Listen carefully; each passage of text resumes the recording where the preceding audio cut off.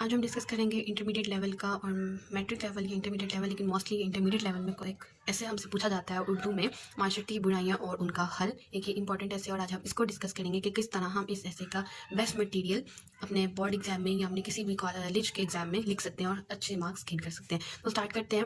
اچھا، ایک ایسے جب بھی کوئی اسٹارٹ کرنا ہو تو بہتر ہوتا ہے یہ چیز کہ آپ اس ایسے کو کسی شعر سے اسٹارٹ کرتے ہیں۔ تو ہم اس طرح جو آج ایسے دیکھنے جا رہے ہیں، معاشرتی برائیاں اور ان کا حل، اس میں آپ کو کافی اچھی اس میں پوئٹری بھی ملے گی اور ایک اچھا مٹیریل آپ کے سامنے رکھا جائے گا جو آپ یاد کر سکتے ہیں، جو آپ پریپیئر کر سکتے ہیں اپنے ایگزامس کے لیے، اور اچھے مارکس آپ لوگ گین کر سکتے ہیں۔ اسٹارٹ کرتے ہیں۔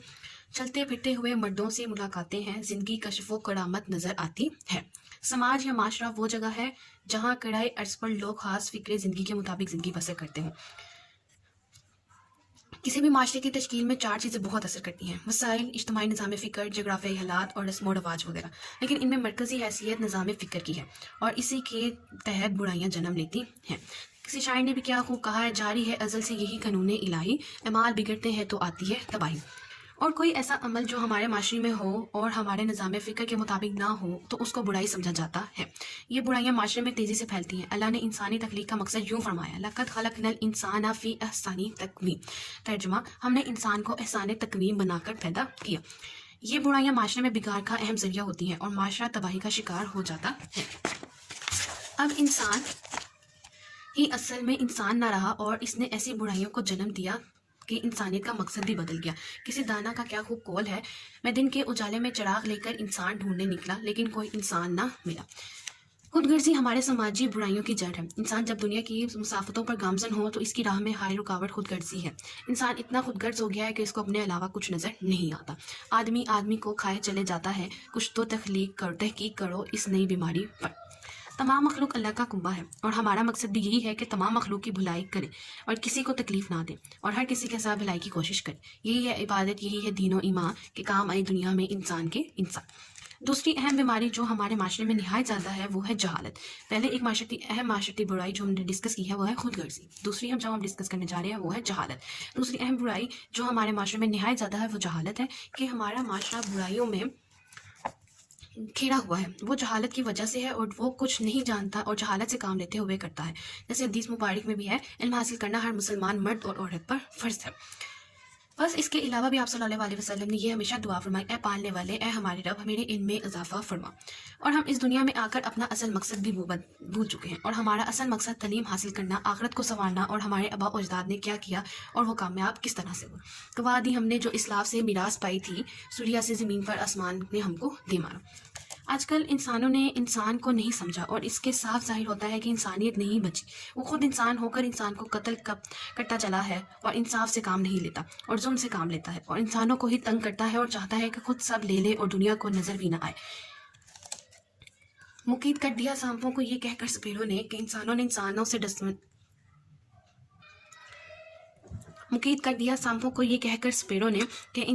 انسانوں سے ڈسوانے کا موسم ہے۔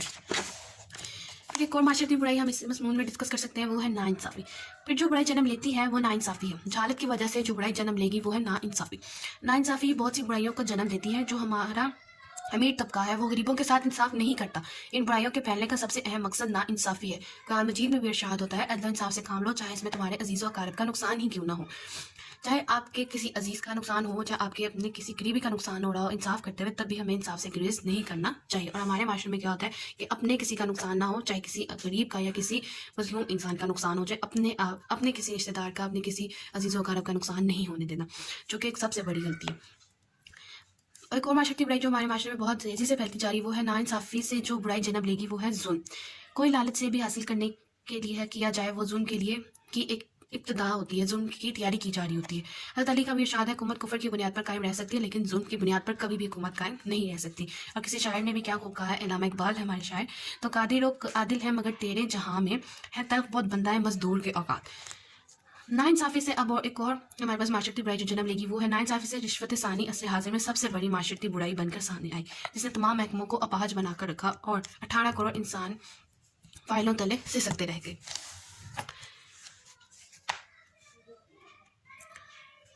اس کے علاوہ جو معاشرتی برائی جو بہت تیزی سے ہمارے معاشرے میں بڑھتی جا رہی ہے وہ ہے رشوت۔ لوگوں نے ایک حق سمجھ لیا اپنا، لوگ اسے اپنا حق سمجھنا شروع ہو گئے کہ بھی ہم رشوت لیں گے تو وہ ہمارا حق ہے، ہم کوئی غلط کام نہیں کریں، جبکہ قرآن نے اور ہمارے صلی اللہ علیہ وسلم نے فرمایا ہے کہ رشوت دینے والا اور لینے والا دونوں جہنمی ہیں۔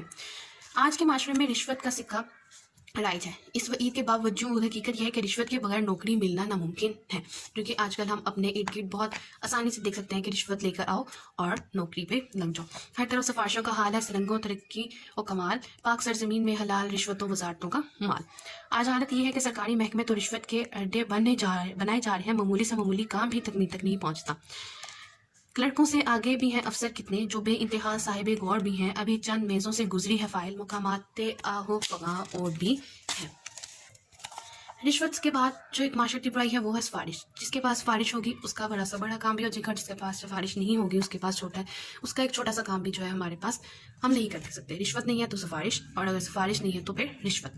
یہ ہمارے معاشرے کا وہ ناسور ہے جس کا زہر فاسد ہر طبقے کو متاثر کرتا ہے۔ اس برائی نے ہر عام و خاص کو اثر کیا ہے، عہدوں پر تقرری کے وقت کچھ بول ہوتا ہے، سو کام سفارش سے نکلتے ہیں، جہاں میں دیکھو جس سے دنیا میں سفارش کا ہے بند۔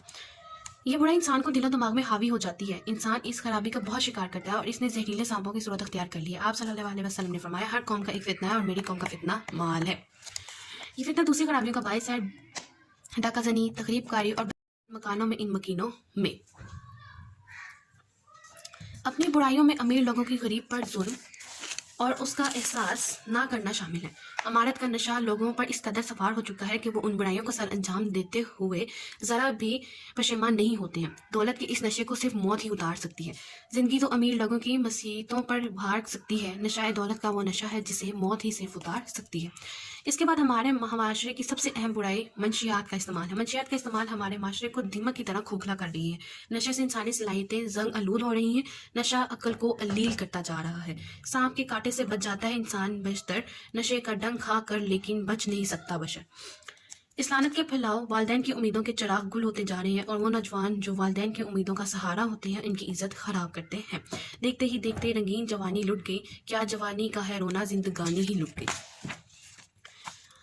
مذہبی لحاظ سے بھی تمباکو نوشی ناپسندیدہ سمجھی جاتی ہے، اور اگر نشے کی غرض سے کی جائے تو یہ قطعی حرام ہے۔ بعض اوقات سگریٹ آگ لگنے کے باعث بھی بن جاتی ہے، لیکن اتنے نقصانات ہونے کے باوجود اس میں اضافہ ہی ہو رہا ہے، کمی پھر بھی نہیں آ رہی۔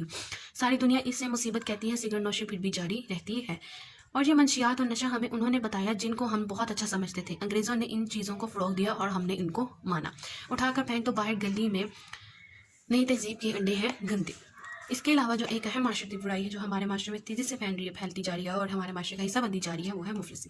انسان کے لیے 3 چیزیں اہم ہیں، روٹی، کپڑا اور مکان، اور اگر یہ چیزیں آسانی سے میسر نہ ہوں تو برائیاں جنم لیتی ہیں۔ آپ صلی اللہ علیہ وسلم کا فرمان ہے، مفلسی انسان کو کفر کی طرف لے جاتی ہے۔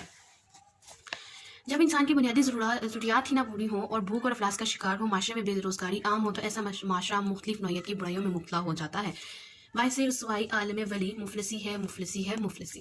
دولت کا نشہ اتنا سر چڑھ گیا ہے کہ انسان دولت کے نشے تلے دب جاتا ہے اور تمام احساسات بھول جاتا ہے۔ نہیں کچھ اس کی پرسشش الفت اللہ کہتی ہے، یہی سب پوچھتے ہیں آپ کی تنخواہ کتنی ہے۔ غریب لوگوں کے لیے کوئی سہولت میسر نہیں ہوتی اور وہ یوں ہی تڑپ تڑپ کر سسک کر اپنی زندگی بسر کرتے ہیں۔ کچھ تو صبر سے کام لیتے ہیں اور زندگی خاموشی سے گزار لیتے ہیں، اور کچھ ظلم کا شکار ہو کر برداشت نہیں کر پاتے۔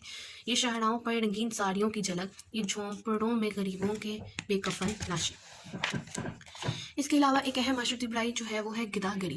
ایک ایسی برائی ہے جس کے معنی کسی کے سامنے دستے سوال کرنے کے ہیں۔ آج کل اس برائی نے کاروبار کی شکل اختیار کر لی ہے۔ گدا گروں نے ہسپتالوں، جہاز، اسٹیشنوں اور سڑکوں کو اپنے اڈے بنا لیے ہیں۔ ہر جگہ بھیک مانگنے کے لیے شفٹوں میں بھیک مانگی جاتی ہے۔ آپ صلی اللہ علیہ وسلم کا فرمان ہے، جس نے اللہ کے نام پر سوال کیا وہ لعنتی ہے۔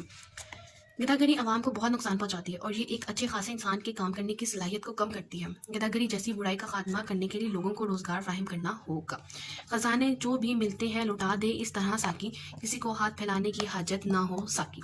اول تو ہمیں مانگنا نہیں چاہیے اور ان سب چیزوں سے دور رہنا چاہیے، کیونکہ ان سے اللہ اور اس کے رسول نے منع فرمایا، اور خود اپنے ہاتھوں سے کمائی کر کے کھانا چاہیے اور پاک رزق جو محنت سے کھایا ہو۔ خدا کے سوا چھوڑ دو سب سہارے کے ہیں سارے عارضی، زور کمزور سارے۔ اس کے بعد جو سب سے بڑی لعنت جو ہے معاشرتی برائی، ایک خراب رسم جو ہمارے معاشرے میں ہے وہ ہے جہیز، اور یہ ہمارے معاشرے کا اہم ترین جز بن چکی ہے۔ جو ہمارے معاشرے نے کہا کہ جہیز نہیں دے سکتے وہ اپنی بیٹی کی شادی نہ کرے کیونکہ وہ غریب ہے۔ بوڑھی ہوئی غریب کی بیٹی شباب میں غربت نے رنگ و روپ نکھرنے نہیں دیا۔ اکثر والدین کو اپنی بیٹی کی شادی کرنے کے لیے اکثر کافی قرض لینا پڑتا ہے اور وہ کافی بوجھ تلے دب جاتے ہیں، اور اس طرح والدین اپنی بیٹی کی شادی کسی ایسے انسان سے کر دیتے ہیں جس سے وہ ساری زندگی بھگتنا ہے۔ بن بیاہی رہی غریب کی بیٹیاں عمر بھر زمانے جہیز کی آگ میں کیسا ستم کر ڈالا۔ اس کے علاوہ جو اہم معاشرتی برائی ہمارے معاشرے میں تیزی کے ساتھ بڑھتی جا رہی ہے وہ ہے دہشت گردی۔ دہشت گردی نے ہمارے معاشرے کا ایک اہم شکار ہو چکا ہے۔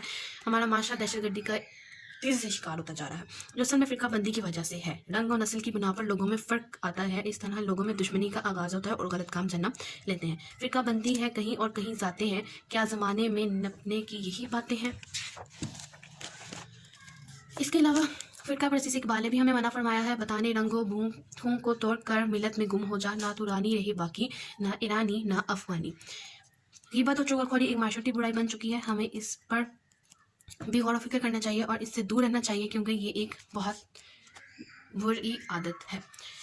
اگر کسی کا عیب سن پاتے ہیں ہم کرتے ہیں رسوا اسے دل کھول کر۔ معاشرتی برائیوں کی ایک برائی ملاوٹ بھی ہے، جیسے کہ حضور پاک صلی اللہ علیہ وسلم نے بھی فرمایا ہے جس نے ملاوٹ کی وہ ہم میں سے نہیں۔ تو یہ ایک ایسے ایگزامپل ہے جو آپ اپنے پیپر میں اپنے ایگزام میں اس ایگزامپل کے مطابق اگر آپ ایسے لکھ کے آتے ہیں تو آپ کو انشاءاللہ تعالیٰ ایسے والے پارٹ میں 98-99% مارکس ضرور مل سکتے ہیں اگر آپ نے ہر ایک تھوڑی سی ڈیٹیل کے بعد کوئی آیات، کوئی پوئٹری یا کسی کا کال اگر آپ نے لکھا ہے تو اس سے آپ کو آپ کے ایگزامینر پہ ایک بہت اچھا امپریشن جا سکتا ہے اور آپ کو وہ بہت اچھے مارکس دے سکتا ہے۔ آپ اس میں مٹیریل اور بھی ایڈ کر سکتے ہیں، کسی اور بک سے دیکھ سکتے ہیں، کسی اور سائٹ سے وزٹ کر سکتے ہیں۔ یہ صرف ایک سیمپل ہے اور آپ اس کو بھی تیار کر سکتے ہیں۔ اگر آپ اتنا سیمپل بھی تیار کر لیتے ہیں تو آپ کو بہت اچھے مارکس ملنے میں آسانی ہو سکتی ہے، اور اس میں کوئی بہت زیادہ مشکل ورڈنگ نہیں، ایک سمپل ہمارے عام اردو زبان میں چیزوں کو ایکسپلین کیا گیا ہے صرف۔